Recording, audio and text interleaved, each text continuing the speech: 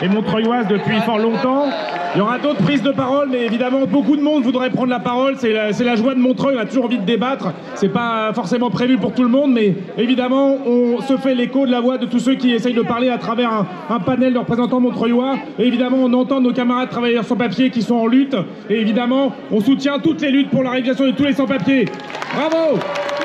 C'est la France qu'on veut! Droit de vote pour les immigrés et régulation de tous les sans-papiers. Bravo! À toi, Félicie. Amis, nous voici réunis ici à Montreuil, sur cette place Jean Jaurès, devant le fronton de l'hôtel de ville, là où un résistant de la communauté des gens du voyage a remis le 18 août 1944 le drapeau bleu-blanc-rouge sur l'hôtel de ville. Nous voici réunis là où des résistants espagnols fuyant le massacre organisé par Franco furent accueillis par les Montreuillois dans un élan de solidarité. Nous sommes réunis là où nous nous sommes rassemblés au soir de l'assassinat de Tinius et de celles et ceux de Charlie.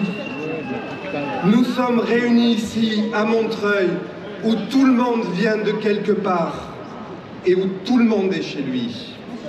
Le Malien, le Gitan, l'Algérienne, la Portugaise, l'Italienne, la Marocaine, le Breton, le Normand, la Parisienne ou le Parisien. Et peu importe s'il y vit depuis quelques mois ou s'il a ouvert les yeux à l'hôpital intercommunal de Montreuil ou à la clinique de la Villa Françoise. Peu importe, car Montreuil a cette âme splendide, forgée dans le feu de l'amour de l'humanité, dans les combats de la classe ouvrière et de la créativité sociale. Peu importe, car la fraternité nous unit. Nous sommes donc réunis, nombreux peuples résistants à l'esprit de soumission. De quoi parlons-nous? Entendez la violence des mots. Éric Zemmour a écrit dans un livre, je cite, que les femmes sont le but et le butin de tout homme qui aspire à grimper dans la société.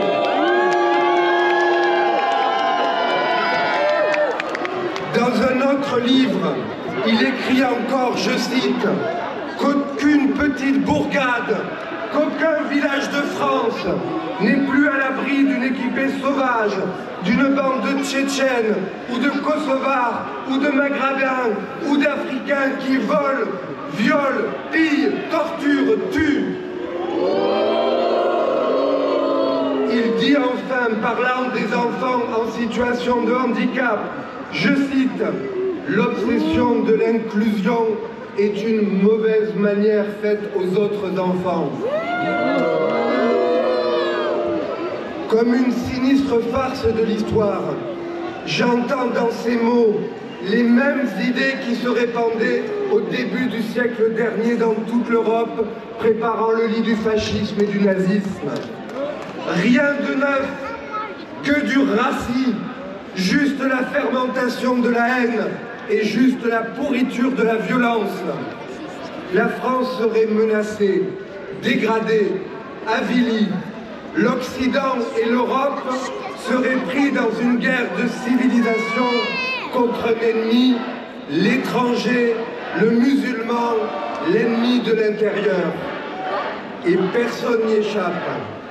Personne dans ce système n'est assez français, assez fidèle, assez discipliné aux yeux de ces hommes. Ces hommes qui se croient nos futurs maîtres. Eh bien, je vous le dis, ni maintenant, ni hier, ni demain, ils ne seront nos maîtres.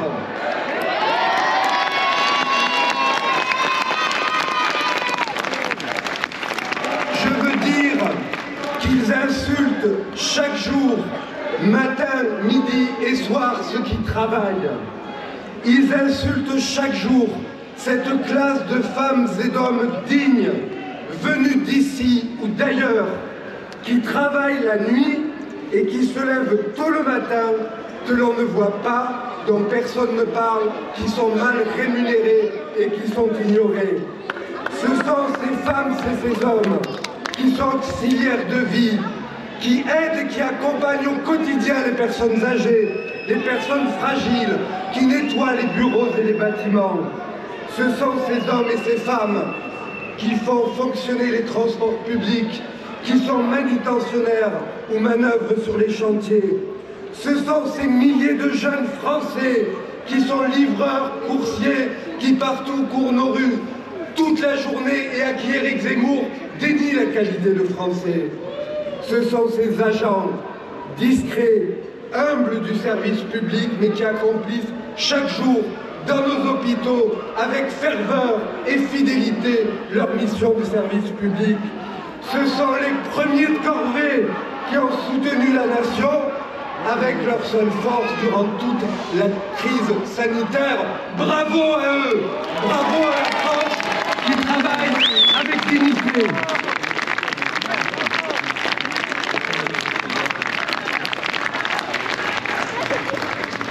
Mes amis, je crois que la République nous appelle. Amis, citoyennes et citoyens, tout dépend de nous. Il est temps de relever la tête. La France n'est ni une nation ethnique, ni une nation religieuse. Nous sommes une nation républicaine. La République existe par la volonté de chacune et de chacun, parce que nous adhérons à ces valeurs fondamentales, liberté, égalité, fraternité.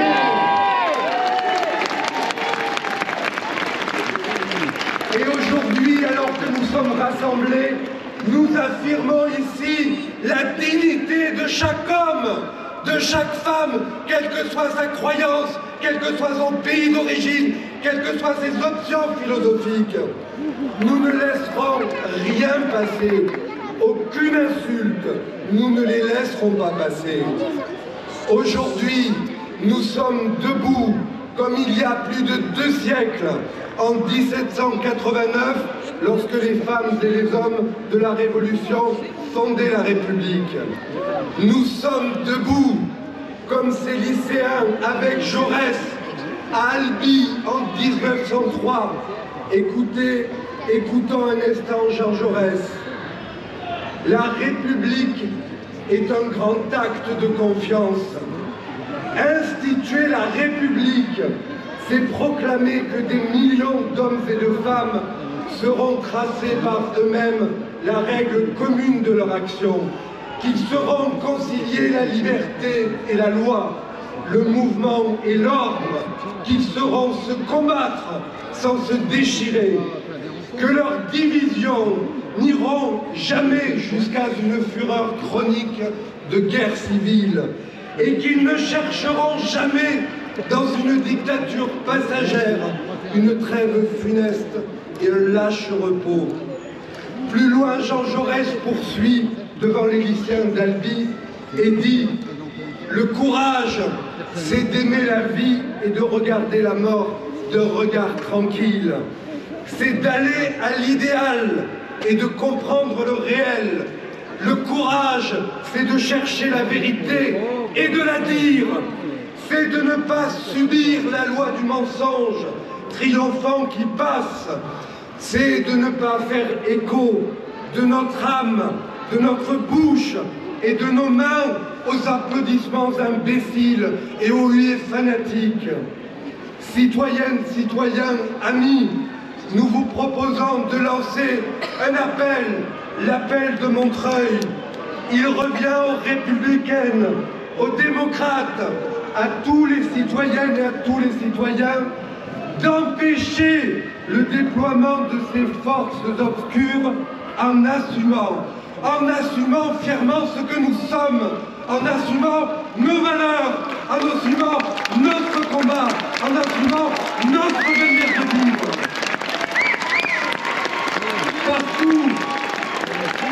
Partout, et nous le voyons ce soir, des femmes et des hommes sont prêts à relever la tête pour défendre la justice et la liberté, pour défendre la dignité humaine et l'égalité, pour défendre la solidarité et la fraternité, pour construire notre avenir commun. Alors, vive Montreuil, vive la République!